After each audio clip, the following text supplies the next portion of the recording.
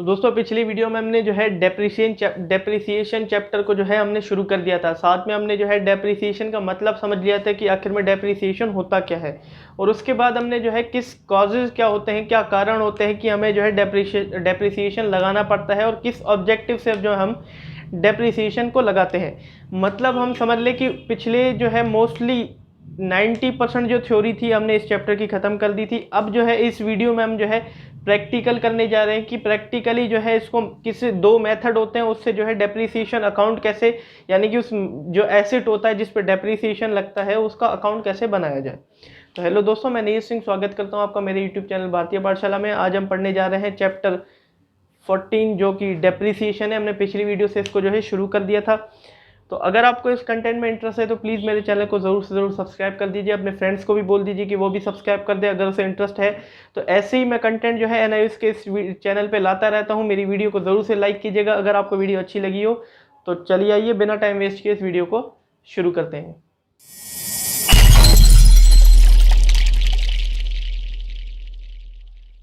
तो आइए दोस्तों पढ़ते हैं फैक्टर अफेक्टिंग द डेप्रिसिएशन। देखिए दोस्तों, ये वो फैक्टर है जिस पे जो है डेप्रिसिएशन अफेक्ट होता है। मतलब कि हमें जो है ये फैक्टर पता होने चाहिए डेप्रिसिएशन लगाने के लिए।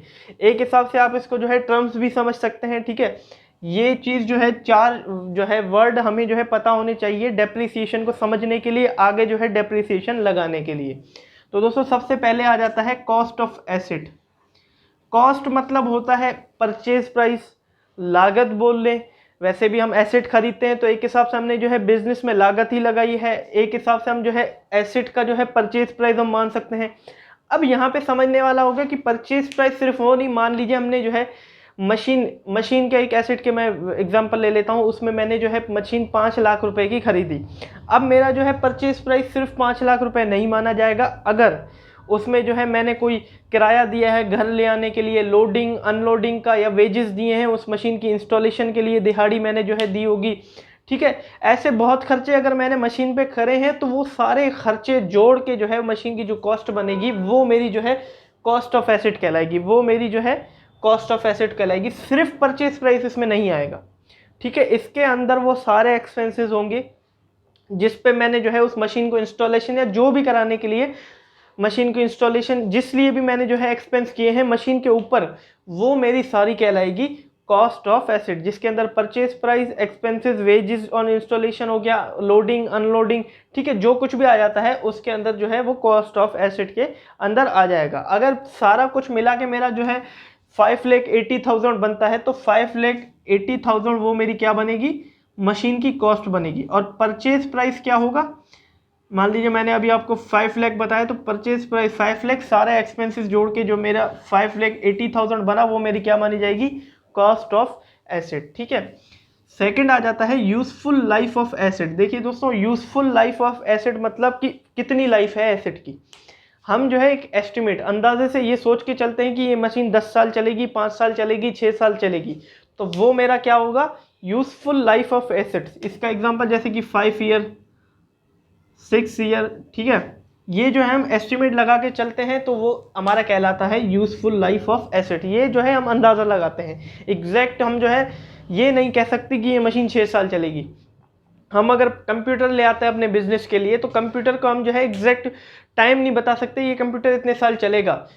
वो चलने को 10 साल भी चल जाएगा और नहीं चलने को वो 1 महीने में ख़राब भी हो सकता है। इसीलिए ये जो वैल्यू होती है यूजफुल लाइफ ऑफ एसेट, इसे जो है एक्सपेक्टेड लाइफ भी बोलते हैं, ठीक है। ये जो है हम एस्टिमेट लगाते हैं, हम अंदाज़ा लगाते हैं, हम जो है एग्जैक्ट ईयर नहीं बता सकते कि ये जो है एसेट कितना चलेगा। थर्ड हमारा आ जाता है स्क्रैप वैल्यू। दोस्तों स्क्रैप वैल्यू मतलब कबाड़ की वैल्यू। अब मान लीजिए वो इतना चल गया हमारा एसेट, अगर हमने इतना मशीनरी हम ले आए थे, उसको इतना चला लिया, हम जो है इतनी प्रोडक्शन उससे कर ली, इतनी प्रोडक्शन कर ली, वो जाहिर सी बात है चलते चलते वो ख़राब भी हो जाती है। तो उसको जो कबाड़ की वैल्यू आई थी, हमने जो है कबाड़ी जो होते नहीं है, स्क्रैप डीलर होते हैं, आप जानते हैं कबाड़ खाने होते हैं, उसमें जो हमने बेची उसमें जो हमें पैसा मिला तो वो हमारा कहलाता है स्क्रैप वैल्यू। अब मान लीजिए 5 लाख की थी, हमने 5 साल बाद इसकी जो स्क्रैप वैल्यू लगाई, कबाड़ी के पास ले गए थे कबाड़ खाने, उसने जो इसकी वैल्यू लगाई थी मान लीजिए 60,000 लगा दी, तो ये हमारी क्या कहलाएगी, स्क्रैप वैल्यू, ठीक है दोस्तों। अब फोर्थ आ जाता है डेप्रिशिएबल वैल्यू ऑफ एसिड। देखिए दोस्तों, डेप्रिशिएबल वैल्यू ऑफ एसिड मतलब कि वो वैल्यू एसिड की जब डेप्रिसिएशन लगा लगा के हम जो है सारा कुछ एक वैल्यू निकलती है 5 साल में, तो वो हमारी कहलाती है डेप्रिशिएबल वैल्यू। अब इसका जो फॉर्मूला होता है वो होता है cost of asset minus scrap value. ठीक है, इसका फॉर्मूला होता है ये cost of asset minus scrap value. ये हमारी कौन सी निकलती है? Depreciable value. ठीक है, इसका फॉर्मूला होता है ये जो कॉस्ट ऑफ एसिड होती है जिसके अंदर परचेज प्राइस वो सारे एक्सपेंसेस जुड़ते हैं, उससे जो माइनस की जाती है स्क्रैप वैल्यू, जो हमारे कबाड़ का प्राइस बनता है, कबाड़ खाने में हम बेचते हैं, जो हमारी वैल्यू लगाता है वो स्क्रैप डीलर, तो वो हमारे जो है माइनस हो जाता है। तो जो वैल्यू बचती है उसको हम बोलते हैं डेप्रिशिएबल वैल्यू ऑफ एसिड। ठीक है, वो सारी डेप्रिसिएशन की वैल्यू आ जाती है। ठीक है दोस्तों, तो दोस्तों ये फैक्टर्स है वो आपको अच्छे से जो है समझ में आ गए होंगे। अब इसका एक इलस्ट्रेशन है वो एक बार कर लेते हैं, न्यूमेरिकल प्रैक्टिकल इलस्ट्रेशन है, इसको जो है एक बार और अच्छे से समझ लेते हैं। तो आपकी बुक में जो है पेज नंबर 6 पे एक इलस्ट्रेशन गिवन है, इलस्ट्रेशन 1, उसको खोल लीजिए। यहाँ पे आपको स्क्रीन पे दिख रहा होगा, स्क्रीनशॉट भी आप खींच सकते हैं। ठीक है, तो इस इलस्ट्रेशन में लिखा है कि एक जनरेटर जो है वो परचेज किया गया है 5 लाख का, जिसका परचेज प्राइस हमें क्या मिला? 5 lakh. 1500 was paid for the crane for its loading on the truck, मतलब लोडिंग कराने के लिए 1500 रुपये दिए गए, यानी कि उस मशीन को, यानी कि हमारा जो जनरेटर था उसको ले आने के लिए यहाँ पे हमने जो है लोडिंग कराए थे, तो उसके 1500 हमने जो है पे किए। 7000 was paid for transporting the generator to the factory, मतलब कि 7000 रुपये हमने जो है ट्रांसपोर्ट के लिए दिए, वो जो ट्रक में लोड कराया था अब वो फैक्ट्री तक ले आने के लिए 7000 हमने जो है उसको दिए। अब ₹2000 वॉज स्पेंड ऑन इस अनलोडिंग द फैक्ट्री साइड, मतलब कि हमने जो है लोड कराया था जिसके लिए हमने 1500 पे किए थे, अब यहाँ ट्रक फैक्ट्री तक आ गई तो उसको अनलोड कराने के लिए 2000 अलग से हमने पे किए। बहुत सारा पैसा पे कर दिया हमने एक एसिड के लिए।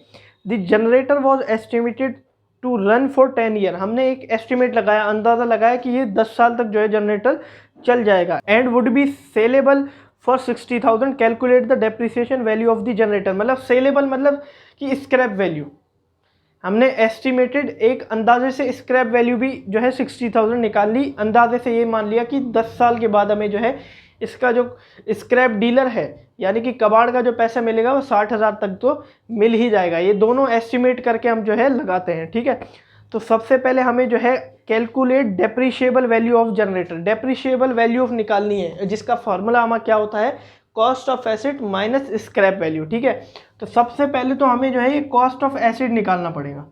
ठीक है, ये कॉस्ट ऑफ एसिड हमें जो है सबसे पहले निकालना पड़ेगा। स्क्रैप वैल्यू तो हमें गिवन है, साथ में कॉस्ट ऑफ वैल्यू नहीं गिवन, मतलब अलग अलग एक्सपेंस दे रखे हैं। तो सबसे पहले मैं जो है कॉस्ट ऑफ एसिड निकाल लेता हूँ। यहाँ पे मैं लिख देता हूँ इलस्ट्रेशन 1। अब यहाँ देख लीजिए, सबसे पहले परचेज प्राइस हमें क्या गिवन है? परचेज प्राइस जो गिवन है वो हमें गिवन है 5 लाख। साथ में जो है हम प्लस कर देते हैं लोडिंग करने के लिए हमने जो है फैक्ट्री तक दिया था, वो हमें जो है गिवन था 1500, और साथ में हमने एक और ट्रांसपोर्टेशन के लिए पे किया फैक्ट्री तक ले आने के लिए, वो उसके लिए हमने जो है 7000 पे किए, तो वो भी प्लस कर देंगे। और साथ में हमने अनलोडिंग के लिए भी पैसा दिया था, अनलोडिंग, जिसके लिए हमने 2000 पे किए थे। ठीक है, और कुछ खर्चा मैं देख लेता हूँ यहाँ पे है, बस वो लास्ट हमने जो है 2000 पे किए थे, उसके अलावा हमने कुछ नहीं पे किया। जो टोटल वैल्यू हमारे यहाँ निकल के आती है 5,10,500 रुपीज़ जो है हमारी टोटल कॉस्ट ऑफ एसिड निकल के यहाँ पे आ जाता है। ठीक है, टोटल कॉस्ट ऑफ एसिड क्या निकला हमारा, जिसमें मैंने सारे एक्सपेंसेस जोड़ दिए जो हमने लगाए, और पूरी वैल्यू कॉस्ट ऑफ एसिड मैंने आपको बताया था सब कुछ जोड़ के निकाला जाता है। तो कॉस्ट ऑफ एसिड हमारा निकल गया 5,10,500। ठीक है, अब स्क्रैप वैल्यू हमारी क्या गिवन है? वो गिवन है 60,000। ठीक है, स्क्रैप वैल्यू हमारी क्या गिवन है? 60,000 गिवन है। तो डेप्रिशिएबल वैल्यू का फॉर्मूला क्या बताया मैंने आपको? Cost of asset minus scrap value, ठीक है। कॉस्ट ऑफ एसेट हमने अभी अभी निकाली तो 5,10,500 और माइनस कर देंगे उससे 60,000, जो हमें जो है 60,000 गिवन था वो हमने जो है माइनस कर दिया। अब जो आंसर हमारा निकल के आया वो निकल के आया 4,50,500 जो है हमारा आंसर निकल के आ गया। ठीक है दोस्तों, हमें क्या निकालना था, डेप्रिशिएबल वैल्यू निकालनी थी जिसका फॉर्मूला होता है cost of asset minus scrap value. हमें स्क्रैप वैल्यू गिवन थी बट कॉस्ट ऑफ एसेट हमें गिवन नहीं थी। सारे एक्सपेंसेस बट गिवन थे। हमने जो है परचेज प्राइस में वो सारे एक्सपेंसेस जोड़ दिए, हमने जो है जनरेटर पे लगाए थे, तो हमारी कॉस्ट ऑफ एसेट निकल के आ गई 5,10,500। स्क्रैप वैल्यू हमें गिवन था जिसका फॉर्मूला मैंने आपको बताया डेप्रिशिएबल वैल्यू का, वो लगा के हमारी जो है डेप्रिशिएबल वैल्यू निकल के आ गई 4,50,500। तो उम्मीद है दोस्तों आपको जो है ये फैक्टर्स समझ में आ गए होंगे, साथ में इलस्ट्रेशन 1 जो मैंने आपको कराया वो अच्छे से समझ में आ गया होगा। तो चलिए दोस्तों अब आते हैं हम मेथड पे कि मेथड ऑफ चार्जिंग डेप्रिसिएशन, कि कौन कौन से जो है मेथड होते हैं डेप्रिसिएशन को चार्ज करने के लिए। तो क्या होता है कि हम अगर प्रैक्टिकली हम अकाउंट्स बनाते हैं ना, डेप्रिसिएशन का एक एसेट का अकाउंट बनाते हैं, तो उसमें जो है ये दो मेथड्स हम जो है यूज़ करते हैं डेप्रिसिएशन को चार्ज करने के लिए।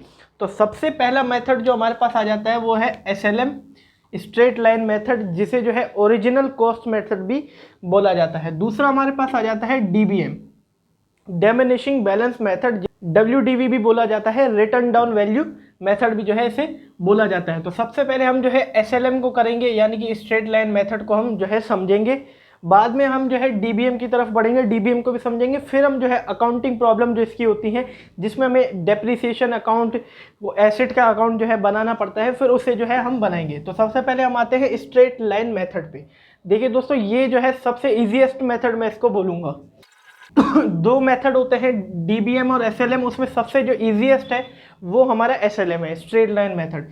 इसको जो है ओरिजिनल कॉस्ट मेथड भी बोला जाता है और इसको जो है फिक्स्ड इंस्टॉलमेंट मेथड भी बोला जाता है। ठीक है दोस्तों, इसमें क्या होता है, हमारा जो है एक फिक्स अमाउंट तय किया जाता है कि हर साल इतना अमाउंट हम जो है हर जो एसेट होता है उसकी वैल्यू में से हम डिडक्ट करते जाएंगे। जो एसेट की वैल्यू होती है हर एक फिक्स अमाउंट तय किया जाता है और उसी को जो है डिडक्ट किया जाता है, उसी को उस एसेट की वैल्यू में से हर साल माइनस किया जाता है। देखो दोस्तों, depreciation amount is fixed every year. हर साल जो है एक ही अमाउंट तय किया जाता है, वो परसेंटेज के हिसाब से निकलता है। ठीक है, जो हमें जो है डेप्रिसिएशन जो रेट होता है वो भी इसमें फिक्स होता है। वो रेट के अंदर जो भी अमाउंट निकलता है तो वो एक हिसाब से फिक्स किया जाता है। जैसे कि अब मान लीजिए मैं इसको परचेज प्राइस मान के, चलो ये जो अभी हमने जो है इलस्ट्रेशन 1 में किया था इसी का ही मान लेता हूँ।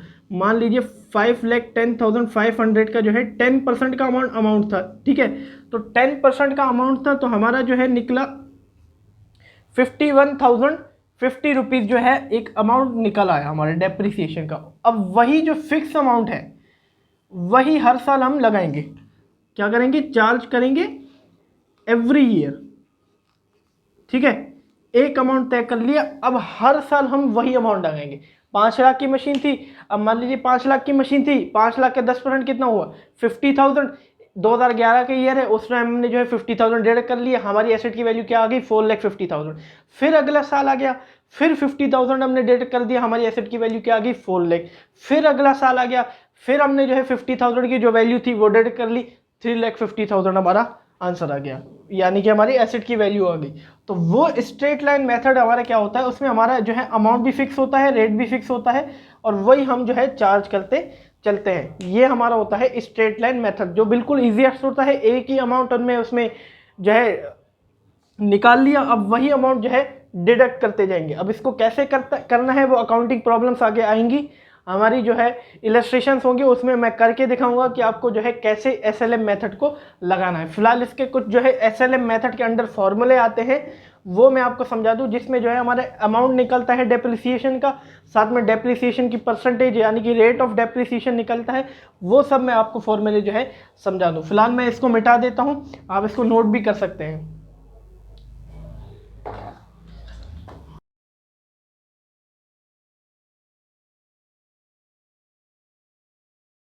तो दोस्तों स्ट्रेट लाइन मेथड के अंदर अगर हमें 1 ईयर का डेप्रिसिएशन निकालना हो, यानी कि एनुअल डेप्रिसिएशन मैं इसको बोल देता हूँ, ठीक है, 1 साल का डेप्रिसिएशन अगर निकालना हो हमें, तो हमारा जो फॉर्मूला होता है वो होता है cost of asset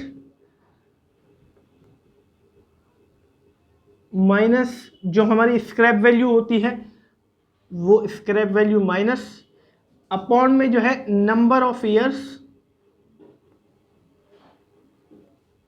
of expected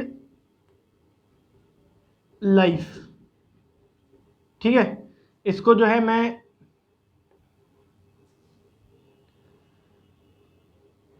useful life of asset भी बोल दूंगा। ठीक है, यूजफुल लाइफ ऑफ एसेट। ठीक है, ये हमारी एस्टिमेट की जाती है। अगर हम एनुअल डेप्रिसिएशन यानी कि 1 साल का हमें डेप्रिसिएशन निकालना हो एसएलएम के अंदर, तो cost of asset minus scrap value upon में number of year of expected life, यानी कि यूजफुल लाइफ ऑफ एसेट का जितना हमें गिवन होगा। ठीक है, अब मान लीजिए हमें जो है स्क्रैप वैल्यू गिवन नहीं हो, या हमने जो है बेचा ना हो एसेट को, स्क्रैप वैल्यू कोई मिली ही नहीं हो, यानी कि 1 रुपया भी नहीं मिला हमें बेचने का, तो हम कैसे निकालेंगे? तो हम निकालेंगे कॉस्ट ऑफ एसेट, तो उसमें से स्क्रैप वैल्यू माइनस करते थे, अब स्क्रैप वैल्यू है ही नहीं, तो सीधा अपॉन में हम कर देंगे यूजफुल लाइफ ऑफ एसेट, यानी कि number of year of expected life. ठीक है, इससे हमारा निकलेगा एनुअल डेप्रिसिएशन, हमारा जो है एनुअल डेप्रिसिएशन हमारा जो है निकल के आ जाएगा। अगर हमें 1 साल का डेप्रिसिएशन निकालना हो तो हमारा एनुअल डेप्रिसिएशन निकल के आ जाएगा। अब फिर से मैं एक बार बता देता हूँ, एनुअल डेप्रिसिएशन का निकालने का formula cost of asset minus scrap value upon में number of year of expected life, मतलब कितना साल चलेगा। ठीक है, वो हमें जो है इसमें लिखना है। कॉस्ट जो हमने निकालना सीखा था, स्क्रैप वैल्यू हमारी गिवन होती है, हमने सीखा था स्क्रैप वैल्यू होती क्या है। अगर मान लीजिए स्क्रैप वैल्यू हो ही नहीं, हमारा 1 रुपया भी नहीं मिला स्क्रैप में, तो हम सीधा कॉस्ट ऑफ एसेट अपॉन में यूजफुल लाइफ ऑफ एसेट, यानी कि number of year expected life, वो जो है क्वेश्चन में हमें गिवन होगी। अगर हमें रेट निकालना हो, मान लीजिए हमें कितना % रेट है डेप्रिसिएशन का, रेट ऑफ डेप्रिसिएशन में लिख देता हूँ, तो उसका फॉर्मूला होता है, यहाँ से हमारे जो है एनुअल डेप्रिसिएशन का अमाउंट निकल के आ जाता है, तो वो लिखेंगे एनुअल डेप अमाउंट होता है जो निकल के हमारे यहाँ से आता है। जो कॉस्ट होती है एसेट की, कॉस्ट ऑफ एसेट, ठीक है, इनटू 100 कर देंगे उसको, ये हमारे जो है फॉर्मूले आ जाता है अगर हमें रेट निकालना हो डेप्रिसिएशन का।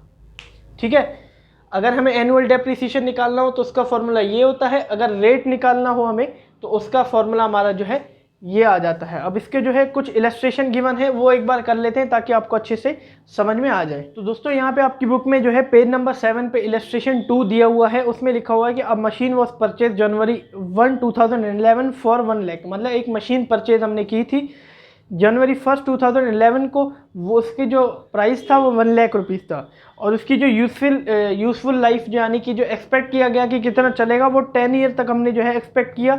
अब उसके कंप्लीट होने के बाद स्क्रैप वैल्यू में हमें कुछ भी प्राप्त नहीं हुआ, यानी कि 0 रुपीज़ की वैल्यू लगी, जो कि कबाड़ की वैल्यू थी, उससे हमें जो है कुछ नहीं मिला। अब it was deciding to charge depreciation this machine 10% per annum on straight line method. देखिए दोस्तों, अब इसमें जो है हमें परसेंटेज गिवन थी। अब ये जो मैंने आपको फार्मूला बताया था, इसमें अगर परसेंटेज का कोई मामला नहीं है।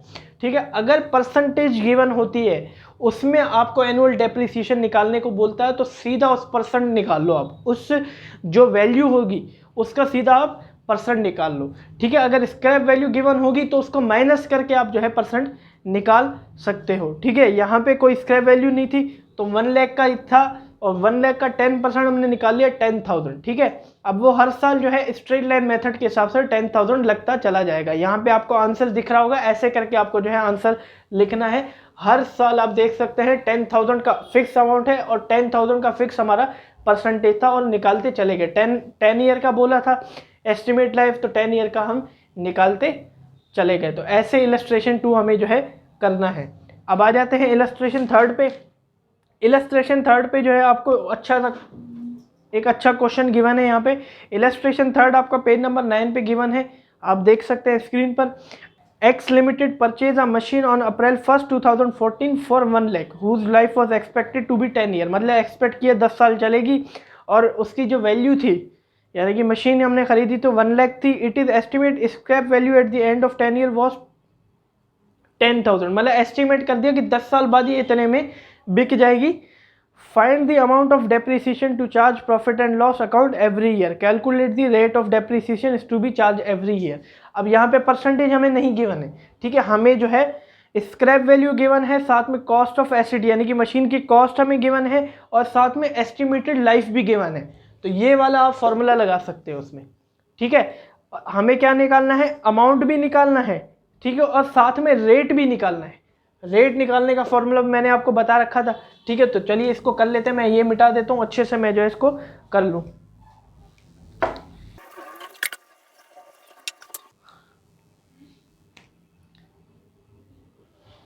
अब इलस्ट्रेशन 3 में जहाँ पे आपको जो है पहले तो सबसे पहले देख लेते हैं क्या क्या गिवन है, ठीक है। गिवन लिख लेते हैं पहले क्या क्या हमें गिवन है, ठीक है। गिवन हमें परचेज प्राइस गिवन है एसिड का, मैं कॉस्ट ऑफ एसिड इसको लिख देता हूँ, COA लिख देता हूँ, जो कि हमारा गिवन है कितना, मशीन का प्राइस है 1 लाख रुपीज़। साथ में और क्या हमें गिवन है, स्क्रैप वैल्यू गिवन है 10,000 की स्क्रैप वैल्यू हमें जो है गिवन है। और साथ में हमें जो है एस्टिमेटेड लाइफ 10 ईयर गिवन है, यानी कि जो है नंबर ऑफ ईयर गिवन है हमें 10 ईयर। तो हम ये वाला फार्मूला लगा के जो है हम कर सकते हैं, ये वाला फार्मूला हम एनुअल डेप्रिसिएशन का, एनुअल डेप इसको मैं लिख देता हूँ, ठीक है। एनुअल डेप्रिसिएशन मतलब 1 साल का डेप्रिसिएशन, जिसमें कॉस्ट उसका फार्मूला होता है हमारा cost of asset minus scrap value upon में number of year of expected life, जितना हमने एक्सपेक्ट किया हो कि इतनी लाइफ होगी उस एसिड की। कॉस्ट हमें गिवन है 1 lakh rupees minus scrap value given है 10,000 रुपीज़ और अपॉन में जो है 10 हमें गिवन है। तो यहाँ हम अगर करते हैं तो 90,000 आ जाता है यहाँ पे, अपॉन में 10, 0 से 0 गया 19 और जो आंसर आया हमारा 9,000, ठीक है। हमारा क्या अमाउंट आ गया, एनुअल डेप्रिसिएशन का अमाउंट क्या आ गया 9,000 रुपीज़। अब अमाउंट आ गया तो रेट भी निकाल सकते हैं, ठीक है। तो रेट ऑफ डेप्रिसिएशन का फॉर्मूला होता है, अगर रेट निकालना हो, एनुअल डेप्रिसिएशन अमाउंट अपॉन में कॉस्ट ऑफ एसिड इंटू 100, ठीक है। एनुअल डेप्रिसिएशन अमाउंट कितना है हमारा 9,000 और अपॉन में कॉस्ट ऑफ एसिड कितना है 1 लाख और इंटू 100 कर देंगे, 2 0 से 2 0 गए और 19, ठीक है। तो इसका आंसर आ गया 9%। रेट ऑफ डेप्रिसिएशन हमारा निकला 9% और जो अमाउंट था वो निकला हमारा 9,000। तो ऐसे हमें जो है सॉल्व करना है इस फॉर्मूले के थ्रू। अगर परसेंटेज गिवन होगी तो सीधा परसेंटेज हम निकाल लेंगे उस वैल्यू की, अगर परसेंटेज गिवन नहीं थी तो हम, अगर अमाउंट निकालने को बोलता है तो हम ये फार्मूला उसमें लगा देंगे। तो चलिए दोस्तों इसके कुछ और क्वेश्चन करते हैं। आपकी बुक में क्वेश्चन गिवन नहीं है बट प्रैक्टिस के लिए मैं आपको कुछ क्वेश्चन करा देता हूँ, यहाँ पे मैं मिटा देता हूँ इसे, कुछ क्वेश्चन जो है इसके और कर लेते हैं ताकि अच्छे से आपकी जो है प्रैक्टिस हो जाए। तो स्क्रीन पे आपको एक क्वेश्चन दिख रहा होगा, यहाँ पे लिखा हुआ है Ram and company purchase a machinery for 21,000 on 1 April 2019। The estimated life of the machinery is 10,000 after with the residual value मतलब scrap value होती है will be 1,000 only, ठीक है। Find the amount of annual depreciation according to the fixed installment method, यानी कि SLM जिसको मैंने आपको बताया fixed installment method भी बोला जाता है। तो मैं इसको ऐसे ही क्वेश्चन लिख देता हूँ यहाँ पे, ठीक है। यहाँ पे हमें गिवन क्या है सबसे पहले वो देख लेते हैं। गिवन वही, यहाँ पे हमें जो है मशीनरी की वैल्यू यानी कि कॉस्ट ऑफ एसिड गिवन है, वो कितने की है, कॉस्ट ऑफ एसिड हमें जो है गिवन है 21,000 की, 21,000 की कॉस्ट ऑफ एसिड गिवन है। स्क्रैप वैल्यू हमें कितने की गिवन है, स्क्रैप वैल्यू 1,000 की गिवन है, ठीक है। एस्टिमेटेड वैल्यू जो लाइफ की, एस्टिमेटेड लाइफ वैल्यू जो है हमें 10 ईयर गिवन है। तो हम जो है ये वाला फॉर्मूला लगा के इसको निकाल देंगे। हमें जो है फाइंड क्या करना है, the amount of depreciation according to fix installment method, amount of depreciation हमें चार्ज करना है।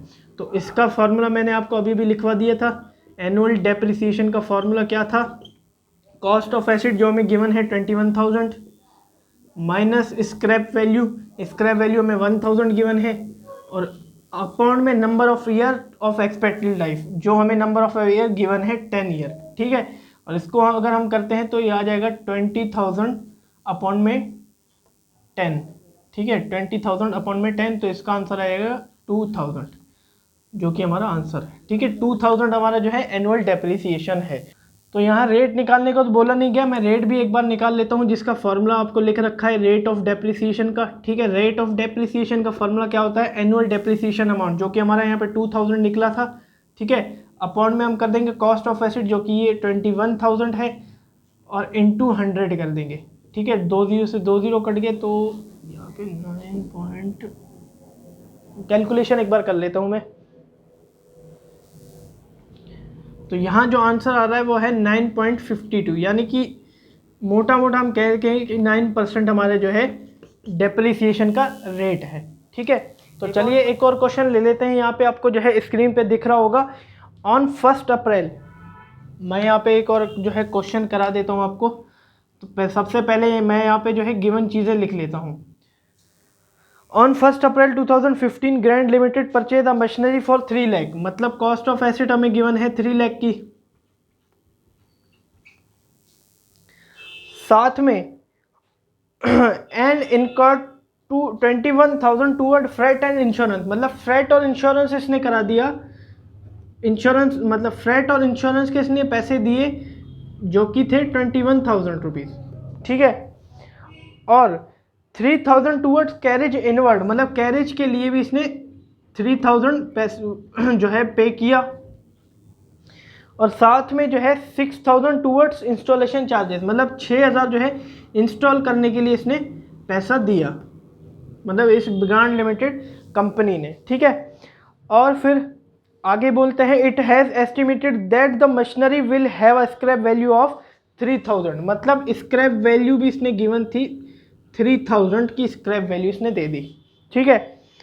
और बोलता है at the end of the useful life which of 4 year, मतलब कि एक्सपेक्टेड लाइफ इसने किया बोली 4 ईयर हो जाएगी इसकी, ठीक है। और हमें क्या निकालना है, एनुअल डेप्रिसिएशन निकालना है मशीनरी का 4 ईयर का according to straight line method, मतलब 1 साल का निकाल लिया तो 4 ईयर का जोड़ के भी हम जो है निकाल सकते हैं, ठीक है। तो सबसे पहले गिवन चीज़ें मैंने यहाँ पे लिख ली। तो सबसे पहले हम जो है मशीन की कॉस्ट निकालेंगे, ठीक है। सिर्फ परचेज प्राइस गिवन है, मैं कॉस्ट ऑफ एसिड, सॉरी गलती होगी, मैं से यहाँ पे परचेज प्राइस हमें जो है गिवन है, कॉस्ट ऑफ एसिड नहीं गिवन। तो सबसे पहले हम जो है इस क्वेश्चन में कॉस्ट ऑफ एसिड निकालेंगे। मैंने आपको बताया था अभी कॉस्ट ऑफ एसिड कैसे निकालते हैं, सबसे स्टार्टिंग में मैंने आपको यही बताया था।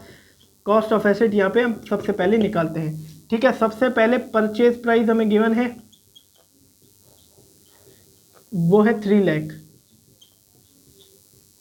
और प्लस कर देंगे फ्रेट और इंश्योरेंस हमें जो है गिवन था 21,000, साथ में हमें जो है कैरेज गिवन था, कैरेज इनवर्ड। ये जो है वर्ड आपको समझ में नहीं आ रहे होंगे, कैरेज इनवर्ड, ये हम आगे के जब चैप्टर करेंगे फाइनेंशियल स्टेटमेंट अभी, तो उसमें आपको जो है ये अच्छे से समझ में आ जाएगा। तो 3,000 इसने उस पर दे दिए, और साथ में इंस्टॉलिंग चार्जेस भी दिए, तो वो भी प्लस कर देंगे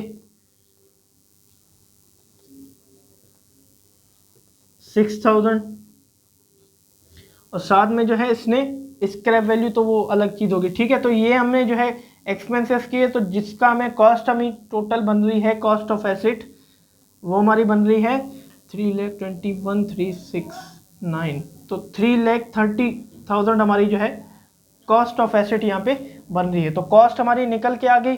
अब हम जो है कॉस्ट ऑफ एसिड यहाँ के एनुअल डेप्रिसिएशन का फॉर्मूला लगा के कर सकते हैं।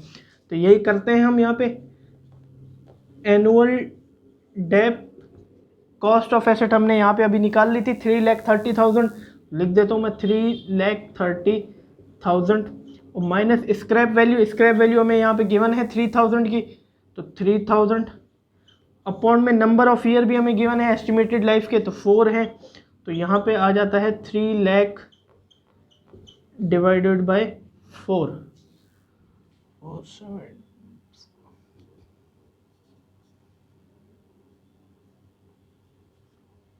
तो 75,000 जो है इसका यहाँ पे आंसर आ जाएगा। ठीक है, 75,000 जो है इसका एनुअल डेप्रिसिएशन है। अब 4 ईयर का हमें टोटल डेप्रिसिएशन अगर निकालने को बोलता है तो टोटल डेप्रिसिएशन इंटू 4 कर दो, 4 ईयर का है। अब ये 1 साल का है क्योंकि एस्टिमेटेड लाइफ 4 ईयर बोली थी, तो इंटू 4 कर देंगे तो हमारा क्या निकल के आ जाएगा, टोटल डेप्रिसिएशन जो है निकल के आ जाएगा, जो कि हमें क्वेश्चन पे यहाँ पे बोला है कि what will be the annual depreciation and value of machinery after 4 year. मतलब हमें जो है मशीनरी की वैल्यू भी निकालनी है, सॉरी, ठीक है।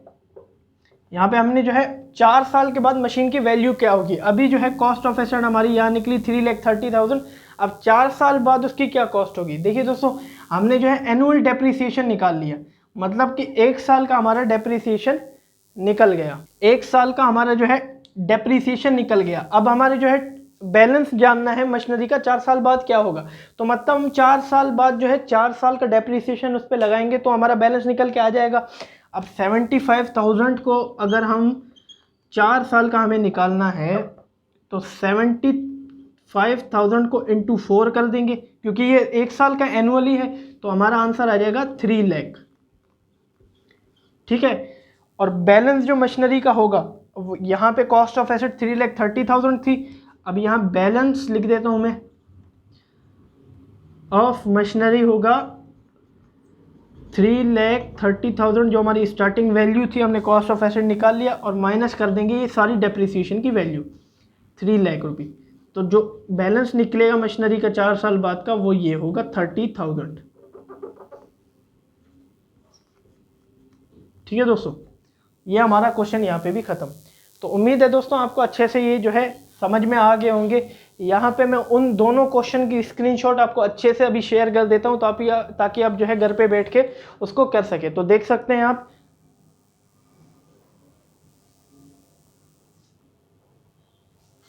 ठीक है दोस्तों, ऐसे घर पे बैठ के आप आराम से इसको समझ के जो है प्रैक्टिस के लिए आप ये क्वेश्चन कर सकते हैं। तो उम्मीद है दोस्तों ये टॉपिक आपको जो है अच्छे से समझ में आ गया होगा। अब यहाँ तक जो है इस वीडियो को समाप्त करते हैं। अगली वीडियो हम जो है अकाउंटिंग प्रॉब्लम जिसमें अकाउंट्स हमारे बनते हैं उसको हम सॉल्व करेंगे।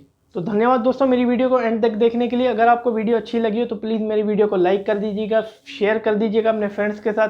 तो हमने जो है जो भी इस वीडियो में पढ़ा, तो उम्मीद है दोस्तों आपको अच्छे से ये समझ में आ गया होगा। अगर आपको मेरा पढ़ाना अच्छा लगता है तो प्लीज़ मेरी वीडियो को लाइक कीजिए ताकि मुझे भी पता चले कि आपको जो है ये कंटेंट पसंद आ रहा है। तो आपके लिए एक नया कंटेंट मैं इसी अकाउंटिंग, बिजनेस और इकोनॉमिक्स के लिए ला सकूं। तो अगर आपको इस चैनल में इंटरेस्ट है तो प्लीज़ मेरे चैनल को ज़रूर सब्सक्राइब कर दीजिए, अपने फ्रेंड्स को भी बोल दीजिए कि वो भी सब्सक्राइब कर दे। तो चलते हैं हम भी। Have a nice day.